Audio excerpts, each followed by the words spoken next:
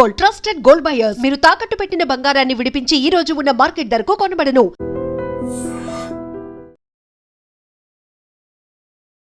4 రాష్ట్రాలు కేంద్ర పాలిత ప్రాంతం ఎన్నికల ప్రక్రియ అనేది ముగిసింది. పోలింగ్ ముగిసింది. ప్రస్తుతం అంచనాలు రిలీజ్ అవుతూ ఉన్నాయి. అనేక సర్వే సంస్థలు అంచనాలు రిలీజ్ చేస్తూ ఉన్నాయి. ఇక్కడ అంటే ఏ రాష్ట్రంలో ఏ పార్టీ అధికారంలోకి రాబోతుంది. సో ఎందుకంటే జాతీయ రాజకీయాల్లో కూడా ఈ ఫలితాలు అనేవి చాలా మార్పులు తీసుకొచ్చే అవకాశం ఉందని ఒక చర్చ బలంగా జరుగుతోంది. సో అంటే వేళ్ళూనికి పోయినటువంటి అధికారం తమకు శాశ్వతం అనుకున్నటువంటి పార్టీలు ఏమన్నా అపజయం పాలయ్యే అవకాశం ఉందా, మార్పు వచ్చే అవకాశం ఉందా, లేదు అంటే కనుక మళ్ళీ అధికారం ఉన్న పార్టీలే అధికారం దక్కించుకునే పరిస్థితి ఉందా.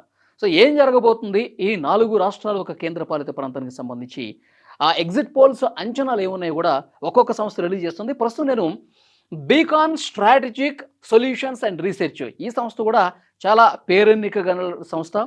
బీకాన్ మధుసూదన్ గారు ఈ రాష్ట్రాల్లో వెస్ట్ బెంగాల్లో కావచ్చు, తమిళనాడులో కావచ్చు, అస్సాంలో కావచ్చు, పుదుచ్చేరిలో కావచ్చు, అంటే ఎన్నిక జరిగిన ప్రతి రాష్ట్రానికి ఆయన సొంతంగా వెళ్ళి చాలామందిని అక్కడ అనేక ప్రశ్నలు అడిగి అక్కడ ప్రభుత్వం మీద వాళ్ళకి ఎలాంటి అభిప్రాయం ఉందో తెలుసుకొని మరి ఈ రిపోర్ట్ని తయారు చేశారు. ఎందుకంటే పర్సనల్గా మధు గారు నాకు కూడా బాగా తెలుసు కాబట్టి నేను ఇంత బలంగా చెప్తా ఉన్నా. సో ఆయన సర్వే రిపోర్ట్ ఏ విధంగా ఉంది, ఏ రాష్ట్రంలో ఆయన ఎవరికి అనుకూలంగా ఇక్కడ రిపోర్ట్ ఇచ్చారన్నది కూడా ఇక్కడ క్లియర్గా మీకు చూపించే ప్రయత్నం చేస్తూ చూడండి. ముందుగా అస్సాంకి సంబంధించి అస్సాంలో మొత్తం 126 స్థానాలు ఉన్నాయి. మ్యాజిక్ ఫిగర్ 64 వస్తే అక్కడ ఆ పార్టీ అధికారం దక్కించుకునే అవకాశం ఉంది ఆ కూటమి. ఇక్కడ చూడండి ఎన్డీఏ అంటే భారతీయ జనతా పార్టీ నేతృత్వంలోని ఎన్డీఏ కూటమి 77 నుంచి 82 స్థానాలు అంటే అస్సాంలో బీజేపీ నేతృత్వంలో ఎన్డీఏ కూటమి గెలవబోతుందని కూడా చాలా క్లియర్గా చెప్పారు. కాంగ్రెస్ మళ్ళీ ప్రతిపక్షానికే పరిమితం అవుతుంది అస్సాంలో. అంటే 64 స్థానాలు వస్తే అధికారంలో వచ్చినట్టే. అయితే ఎన్డీఏకి 77 వచ్చేసింది, 77 నుంచి 82. సో డెఫినెట్గా మళ్ళీ బీజేపీ ఇదే అస్సాం అని క్లియర్గా అర్థం చేసుకోవచ్చు. ఇంకొక రాష్ట్రం కేరళలో మొత్తం 140 స్థానాలు ఉన్నాయండి. అంటే 71 స్థానాలు వస్తే అక్కడ అధికారం కైవసమైనట్టే. సో అస్సాంలో ఏంటి పరిస్థితి, బీకాన్ ప్రిడిక్షన్ ఏం చెప్తోంది, యూడీఎఫ్ అంటే కాంగ్రెస్ నేతృత్వంలోని యూడీఎఫ్ కూటమి 76 నుంచి 81 స్థానాలు. ప్రస్తుతం అధికారంలో ఉంది సిపిఎం నేతృత్వంలోని ఎల్డీఎఫ్ కూటమి అంటే 57 నుంచి 62కి పరిమితమై ఈసారి అధికారం కోల్పోయి ప్రతిపక్షానికి పరిమితం అవుతుంది ఎల్డీఎఫ్ కూటమి అని బీకాన్ ప్రిడిక్షన్ చేసింది. బీకాన్ సంస్థ ఈసారి కేరళలో అధికారం మార్పు జరుగుతోంది. కాంగ్రెస్ నేతృత్వంలోని యూడీఎఫ్ఏ అక్కడ అధికారంలోకి రాబోతుందని కూడా బీకాన్ స్ట్రాటజిక్ చాలా క్లియర్గా తేల్చింది. ఇక కేంద్ర పాలిత ప్రాంతం పుదుచ్చేరిలో ఏంటి సిచ్యువేషన్, మొత్తం 30 స్థానాలు ఉండేయండి. 16 ఎవరైతే గెలుచుకుంటారో ఆ కూటమి అధికారంలోకి రాబోతుంది. ఇక్కడ ఎన్డీఏ కూటమి పుదుచ్చేరిలో ఎన్డీఏ కూటమి 16 నుంచి 19 స్థానాలంటే మ్యాజిక్ మార్కును దాటేసి ఉంది. సో డెఫినెట్గా ఇక్కడ బీజేపీ నేతృత్వంలోని కూటమి అధికారంలోకి రాబోతుంది. కాంగ్రెస్ నేతృత్వంలో అంటే కాంగ్రెస్ డిఎంకే ఈ కూటమి ఇక్కడ మళ్ళీ ప్రతిపక్షానికే పరిమితమయ్యే పరిస్థితి ఉన్నట్టుగా చాలా క్లియర్గా అర్థమవుతోంది. పుదుచ్చేరిలో బీజేపీదే హవా. ఇక తమిళనాడులో చాలామంది చాలా ఈగర్గా వెయిట్ చేస్తూ ఉన్నారు. అక్కడ హీరో విజయ్ కొత్త పార్టీ పెట్టాడు. సో డిఎంకే చాలా స్ట్రాంగ్గా ఉంది, స్టాలిన్ ముఖ్యమంత్రిగా ఉన్నారు. సో అన్నా డిఎంకే ఈసారి ఏమన్నా సంచలనం సృష్టించి, ఎందుకంటే జయలలిత గారు ఉన్నప్పుడు ఒక వైభవంగా నడిచింది. ఆమె పోయిన తర్వాత పార్టీ బాగా డల్ అయిపోయింది, చీలికలు వచ్చేసినాయి. సో డెఫినెట్గా అధికారం కోల్పోయింది. ఈసారైనా అధికారంలోకి వస్తుందా అని చెప్పి అంచనా ఉన్నటువంటి నేపథ్యంలో ఇక్కడ ఏం జరిగిందన్నది కూడా ఈ రిపోర్ట్ చూద్దాం. ఇక హీరో విజయ్ టీవీకే పార్టీ పెట్టి మొదటిసారి అసెంబ్లీ ఎన్నికల్లో పోటీ పడి పరీక్షించుకున్నారు. ఏ విధంగా ఉండబోతుందంటే బీకాన్ స్ట్రాటజీ సంస్థ ఏం చెప్పిందంటే ఇక్కడ అంటే డిఎంకే కాంగ్రెస్ ఉన్నటువంటి కూటమి 119 నుంచి 124 అంటే బొటాబొటీగా ఒడ్డున పడే అవకాశం ఉంది. అధికారం కైవసం చేసుకుంటుంది కానీ చాలా తక్కువ మార్జిన్లో గెలిచే అవకాశం ఉందని కూడా క్లియర్గా ఈ సంస్థ తేల్చింది. ఎన్డీఏ అంటే అన్నాడీఎంకే బీజేపీ కూటమి 86 నుంచి 91 స్థానాలకే పరిమితమైంది. సో హీరో విజయ్ పార్టీ 16 నుంచి 21 స్థానాలు గెలుచుకునే అవకాశం ఉంది. సో అంటే మొదటి అటెంప్ట్లోనే ఒక చెప్పుకోదగ్గ స్థాయిలోనే ఒక 16 నుంచి 21 స్థానాలు గెలుచుకోబోతుందని చెప్పి సో బీకాన్ స్ట్రాటజీస్ సంస్థ తేల్చిందంటే అధికారం డిఎంకేదే, కానీ అది కూడా చాలా తక్కువ సీట్లతో అధికారం దక్కించుకున్నప్పటికీ కూడా సో చాలా బొటాబొటీగా చాలా టఫ్ ఫైట్ నడుస్తుందని కూడా ఇక్కడ క్లియర్గా అర్థం చేసుకోవచ్చు. డిఎంకే అయితే మళ్ళీ అధికారంలోకి రావచ్చు అని చెప్పి బీకాన్ ప్రిడిక్ట్ చేసింది. సో డెఫినెట్గా ఇంకొక రాష్ట్రం వెస్ట్ బెంగాల్. ఇది కూడా చాలా సీరియస్ ఫైట్ జరిగినటువంటి రాష్ట్రం. బీజేపీ అలాగే దీది తృణమూల్ కాంగ్రెస్ చాలా టఫ్ ఫైట్, నువ్వా నేనా అన్న స్థాయిలో ఈసారి ఎలాగైనా ఇక్కడ దీదిని ఓడించాల్సిందే అని చెప్పి భారతీయ జనతా పార్టీ చాలా సీరియస్గా నరేంద్ర మోదీ గారు, తర్వాత అనేక మంది కేంద్ర మంత్రులు, అమిత్ షా గారు, ఇలాంటి చాలా వరకు అందరూ కూడా ప్రచారాలు చేసి ప్రచారాన్ని హోరెత్తించారు. సో దీది వైఫల్యాలను ఎండగట్టారు. ఈసారి మార్పు రావాల్సిందే, మార్పు వస్తేనే పశ్చిమ బెంగాల్ అభివృద్ధి చెందుతుందని చెప్పి చాలా బలంగా ప్రచారం చేశారు. ఏంటి సిచ్యువేషన్ అంటే తృణమూల్ కాంగ్రెస్ని ఓడించడం కొద్దిగా కష్టమే. ఇక్కడ మొత్తం 148 స్థానాలు వస్తే అధికారం వస్తుంది. టీఎంసీ కూడా అధికారం నిలబెట్టుకోవడంలో చాలా చాలా కష్టపడి బొటాబొటిగా ఇక్కడ కూడా తృణమూల్ కాంగ్రెసే ఎక్కువ స్థానాలు గెలుచుకునే అవకాశం ఉంది. దీదీని ఓడించడం కొద్దిగా కష్టమైన పనే అని బీకాన్ స్ట్రాటజీ సంస్థ తెలిసింది. సో మళ్ళీ అధికారం టీఎంసీదే, దీదీయే మళ్ళీ ముఖ్యమంత్రి అయ్యే అవకాశం ఉంది. ఎక్కువ స్థానాలు టీఎంసీకే వస్తాయి. ఇక బీజేపీ మళ్ళీ ప్రతిపక్షానికే పరిమితం కాక తప్పదు అని బీకాన్ స్ట్రాటజీ తెలిసింది. సో లెఫ్ట్ అండ్ కాంగ్రెస్ కేవలం 5 నుంచి 10 స్థానాలు. అంటే డెఫినెట్గా కొన్ని సంస్థలేమో అవుట్ రైట్గా ఈసారి మార్పు రాబోతుంది, వెస్ట్ బెంగాల్లో బీజేపీ గెలుస్తుంది అని చెప్తున్నాయి. కొన్ని మాత్రం మళ్ళీ అధికారం మమతాదే అని చెప్పి చెప్తున్నారు, దీదీదే అని చెప్తున్నారు. సో ఏది ఏమైనప్పటికీ సో కొన్ని ఎగ్జిట్ పోల్ సంస్థలు సో అధికార పార్టీ అని చెప్తుంటే కొంతమంది మాత్రం అక్కడ మార్పు వస్తుందని చెప్తున్నారు. సో బీకాన్ మధు గారితో ఒకసారి మనం మాట్లాడే ప్రయత్నం చేద్దాం. ఫోన్ ఇంటి తీసుకుందాం. యాక్చువల్గా స్టూడియోకి రమ్మని అడిగాను నేను, కాకపోతే ఆయన కొంచెం బిజీ ఉండటం వల్ల మళ్ళీ కలుద్దాం బ్రదర్ అన్నారు. ఒక్కసారి ఫోన్లో అయినా ఆయనతో మనం సంప్రదించే ప్రయత్నం చేద్దాం. సో మధు గారు నమస్తే సార్, లైవ్లో ఉన్నాం మనం. నమస్తే అండి, హౌ ఆర్ యు? బాగున్నాండి సార్. మధు గారు, బీకాన్ స్ట్రాటజీస్ అండ్ రీసెర్చ్ చాలా స్పష్టంగా గ్రౌండ్లోకి వెళ్ళి రీసెర్చ్ చేసి గతంలో కూడా మీరు ఎగ్జిట్ పోల్స్ అంచనాలు ఇచ్చారు, వాస్తవ ఫలితాలకు చాలా దగ్గరగా ఇచ్చారు. సో అందుకే మీ రిపోర్ట్ని మళ్ళీ స్క్రీన్ మీద పెట్టి ఏ రాష్ట్రంలో ఏం జరగబోతున్నది కూడా మీ అంచనాల్ని నేను ఎక్స్ప్లెయిన్ చేశాను. ఒకసారి నేరుగా మీతో మాట్లాడే ఉద్దేశంతో ఫోన్ చేశాను. సార్ ఏంటి సార్, ఇప్పుడు అస్సాం గురించి ఫస్ట్ మాట్లాడదాం. అస్సాంలో మీరు చాలా స్పష్టంగా భారతీయ జనతా పార్టీయే మళ్ళీ అధికారంలోకి రాబోతుందని కూడా చాలా క్లియర్గా చెప్పారు. అక్కడ మీరు గ్రౌండ్లో చూసింది ఏంటి? అస్సాం యాక్చువల్ గా యాంటీ ఇన్కంబెన్సీ 2 సార్లు గవర్నమెంట్ బీజేపీ అయిన తర్వాత 3ఓసారి ప్రజలు యాక్చువల్ గవర్నమెంట్ చేంజ్ కోరుకోవాలని ఉన్నారు. కాకపోతే కాంగ్రెస్ నిర్దిష్ట ప్రణాళిక లేకపోవడం వల్ల మళ్ళీ అస్సాం బీజేపీ గెలవబోతుంది. ఇక్కడ ఏంటంటే అలయన్స్ అనేటువంటి పార్టీల మధ్యలో చాలా ప్రముఖ పాత్ర పోషిస్తున్నాయి. బీజేపీతో అలయన్స్ ఏజీపీ, అదేవిధంగా బీపీఎల్ బోర్కల్ అండ్ పీపుల్స్ ఫ్రంట్ ఉంది. అయితే కాంగ్రెస్ ముస్లిం అక్కడ మొత్తం మైనార్టీలు 34% 33 సీట్స్ ఇంపాక్ట్ ఉంటే ఆల్ ఇండియా యునైటెడ్ ఫ్రంట్ అని చెప్పేసి లీగ్ అని చెప్పేసి దాన్ని వదిలేసుకుంది కాంగ్రెస్ పార్టీ. ఆ వదిలేసుకోవడం వల్ల వాళ్ళ గతంలో 10 స్థానాల కంటే ఎక్కువగా ఉండే ఆ మైనార్టీ ఓట్ అనేది స్ప్లిట్ అవుతుంది చిన్న రాజకీయ పార్టీల మధ్యలో. స్ప్లిట్ కావడం వల్ల ఒక 10,000 మార్జిన్ తో ఒక 30 స్థానాలు అటు ఇటు కావడం వల్ల మేము క్లియర్ ఎడ్జ్ అస్సాం బీజేపీ వైపు ఇవ్వడం జరిగింది. దీంతో పాటు హేమంత్ బిశ్వ శర్మ అగ్రెసివ్, అదేవిధంగా సెంట్రల్ మినిస్టర్స్ సురేంద్ర వాలా కూడా చాలా మంచిగా చేసినారు. ప్లస్ మేనిఫెస్టో ఉంది, 1,200 రూపాయలు ఏదైతే ఉందో ఆ 1,200 రూపాయలు గ్రౌండ్ కు చేరడం వల్ల ప్రజలు కొద్దిగా స్థిరత్వమైనటువంటి గవర్నమెంట్ కోరుకున్నారు. సో పోయినసారి అంత రాకపోయినప్పటికీ కూడా క్లియర్ మెజారిటీతో బీజేపీ గవర్నమెంట్ ఫామ్ చేసే అవకాశం. Okay sir. ఇంకోటి కేరళలో సార్, కేరళలో మొత్తం 140 స్థానాలు ఉన్నాయి, మ్యాజిక్ ఫిగర్ 71. అక్కడ అధికారం మార్పిడి జరగబోతుందని చాలా స్పష్టంగా చెప్పారు మీరు. సిపిఎం నేతృత్వంలోని ఎల్డీఎఫ్ ఈసారి ప్రతిపక్షానికి పరిమితం అవుతుంది. కాంగ్రెస్ నేతృత్వంలో యూడీఎఫ్ 76 నుంచి 81 స్థానాలు అధికారం ఇచ్చేశారు మీరు. అక్కడ మీరు చూసినటువంటి మార్పు ఏంటి? సో యాక్చువల్ గా కేరళలో ఎప్పుడు కూడా ఒకసారి ఒక పార్టీ ప్రభుత్వం ఏర్పాటు చేస్తే నెక్స్ట్ టైం వేరే పార్టీ ప్రభుత్వం ఏర్పాటు చేసే అవకాశం ఉంటది. కానీ ఈసారి లాస్ట్ 2 టైమ్స్ కూడా ఎల్డీఎఫ్ వచ్చింది. సో అక్కడ కమ్యూనిస్టులకు పాలిస్తున్నటువంటి ఏకైక రాష్ట్రం ఏదైతే ఉందో అది భారతదేశంలో అది కేరళనే. అయితే యాంటీ ఇన్కంబెన్స్ అసలు లేదు. యాంటీ ఇన్కంబెన్స్ అంటే ప్రజలు ప్రభుత్వం మీద వ్యతిరేకత అలాంటి ఏం లేదు. కాకపోతే టైం టు చేంజ్ అంటే ఒకసారి 2 సార్లు వాళ్ళ గవర్నమెంట్ చూసినాం కదా, ఒకసారి మార్పు చూద్దాం అనేటువంటి ఒక చిన్న ఫీలింగ్. అంటే ఈజీగా అట్లా అనేసుకుంటారా? ఎందుకంటే ప్రభుత్వం మీద కోపం లేనప్పుడు మళ్ళీ వాళ్ళకే ఓటేయాలి కదా యాక్చువల్గా. అంటే ప్రభుత్వం మీద కోపం అంటే ఎట్లుంటదంటే అండి, అది మొత్తం అర్థమెటిక్ అలయన్సెస్ తోనే ఉంది. దాదాపు 25 పార్టీలు ఉన్నటువంటి కేరళలో ఎల్డీఎఫ్ ఒక వర్గం, యూడీఎఫ్ ఒక వర్గం, అదే విధంగా బీజేపీ అనేటువంటిది ఒక వర్గంగా ఉన్నప్పుడు బీజేపీ అటువంటిది గణనీయంగా ఓట్లు సాధిస్తుంది. సరే, దాదాపు వాళ్ళకి ఒకటే ఎంపీ స్థానం ఉంది.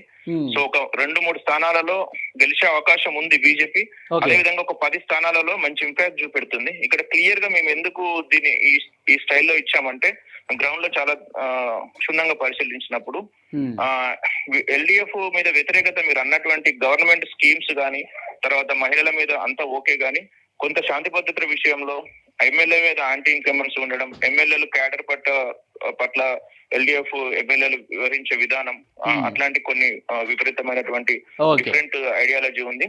అదే విధంగా మనం కరోనా టైంలో ఎల్డీఎఫ్ సర్కార్ కేరళలో చేసినంతగా దాదాపుగా భారతదేశంలో మిగతా లేదు. ఆ మంచి ఇన్ఫ్లుయెన్స్ కూడా ఉంది. 34% ఏదైతే 18 ప్లస్ 44% ఏదైతే మైనార్టీ వర్గాలు ఉన్నారో, మైనార్టీ వర్గాలు అనేటువంటిది 49 స్థానాల్లో క్లియర్ ఇంపాక్ట్ చూపెడుతున్నది. ఆ 49 స్థానాల్లో లాస్ట్ టైం యూడీఎఫ్ అనేది దాదాపుగా 34 స్థానాల్లో గెలుపొందింది. ఆ 49లో 40 వచ్చినా మిగతా ఉన్నటువంటి 91 స్థానాల్లో 30 యూడీఎఫ్ గెలిచే అవకాశం ఉంది.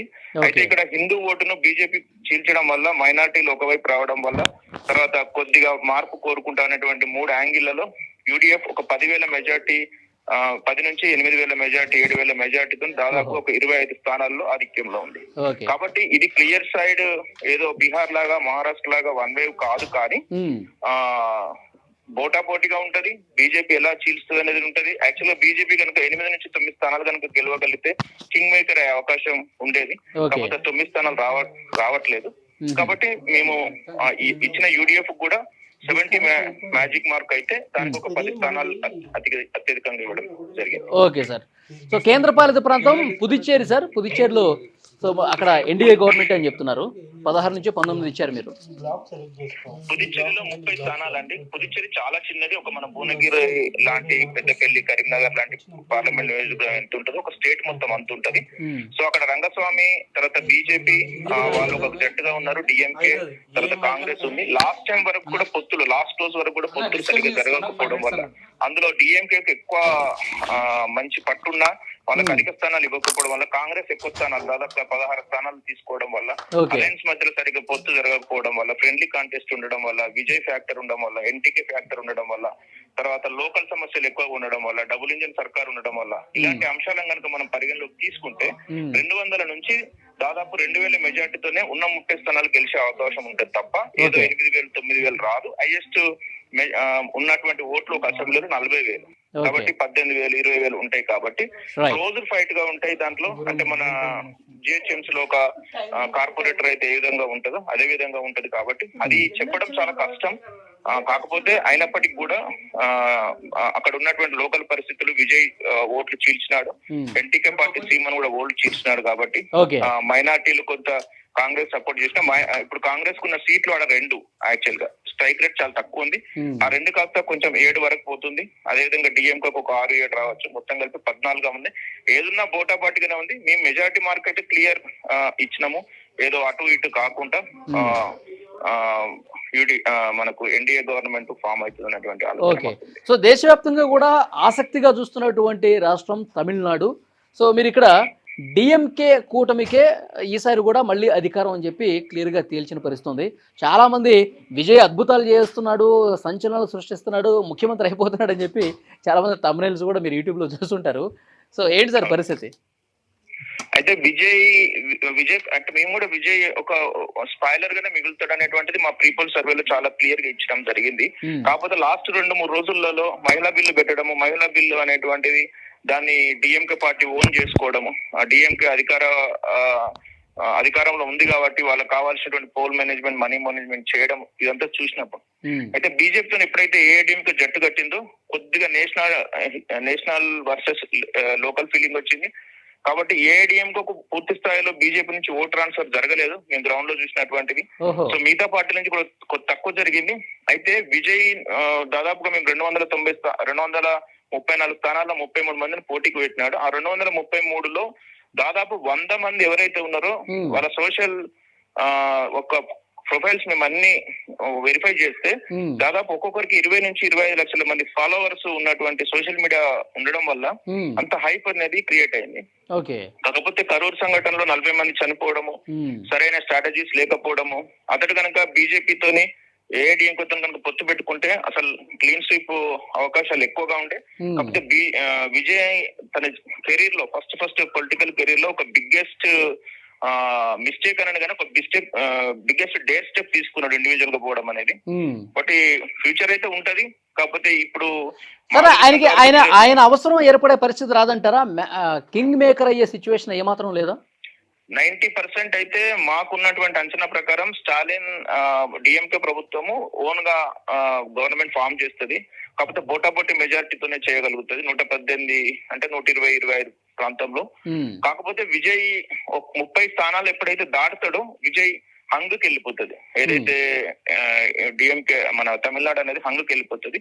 కాకపోతే 30 స్థానాలు మేము వస్తాయని అనుకుంటలేము. ప్రెసెంట్ మాకున్నటువంటి డేటా ప్రకారం 17-20 మధ్యలో ఆ డబుల్ డిజిట్ నెంబర్ మధ్యలో కొట్లాడుతారు అనుకుంటాం. అది కూడా 18%, 20% ఉంది. మీరు చూడండి, 20% ఓట్లు అంటే 2 లక్షలు ఉన్న దగ్గర 40,000 పడాలి.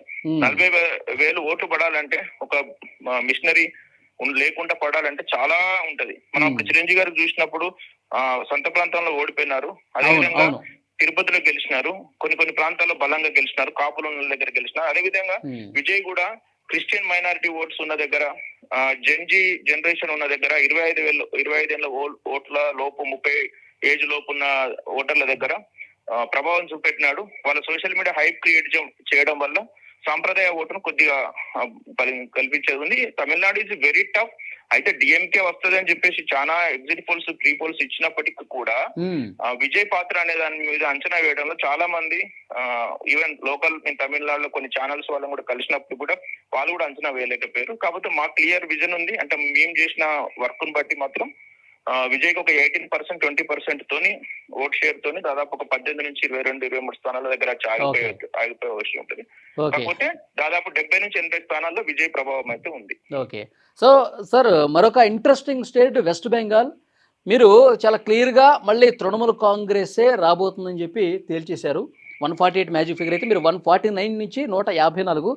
ఇంతకుముందే కొన్ని సర్వే సంస్థల రిజల్ట్స్ కూడా, ఎగ్జిట్ పోల్స్ అంచనాలు కూడా నేను చదివాను. మార్పు ఇచ్చినటువంటి సంస్థలు కూడా ఉన్నాయి సార్. ఈసారి ఎట్టి పరిస్థితుల్లో బీజేపీ గవర్నమెంట్ పశ్చిమ బెంగాల్లో రాబోతుందని చెప్పి కొన్ని సంస్థలు ఇచ్చాయి. సో మీరు మాత్రం అధికారం మళ్ళీ మమతా దిదిదే అని చెప్పారు. సో ఎట్లా చెప్తారు మీరు దీన్ని? అయితే ఇక్కడ డీలిమిటేషన్ లో చాలా స్థానాల్లో ఓట్లు పోవడం అయితే చూసినాము. అయితే దాదాపుగా మైనారిటీ ఏదైతే మమతకు ఉన్నటువంటి ఓట్లు మాత్రం కొంతవరకు పోయినాయి. సో పోయిన ఓట్లలో కొంత కన్ఫ్యూజన్ క్రియేట్ అయింది. లాస్ట్ 150 స్థానాల్లో మాత్రం క్లియర్ బీజేపీకి ఎడ్జ్ ఉంది. దాదాపు పోయినసారి వాళ్ళు గెలిచిన 77 స్థానాల్లో 60 స్థానాలు లాస్ట్ విడతలో జరిగిన ఎలక్షన్స్ ఉన్నాయి. ఆ 59-60 గెలిచిన వాటిలో 17 మాత్రమే ఈ ఫేజ్ లో జరిగినటువంటి నియోజకవర్గాల్లో వాళ్ళు బీజేపీ వాళ్ళు గెలిచినారు. కాకపోతే ఈసారి బీజేపీ ఎలక్షన్ జరిగినంత హోరాహోరీ భారతదేశ చరిత్రలో ఎప్పుడు కూడా జరగలేదు.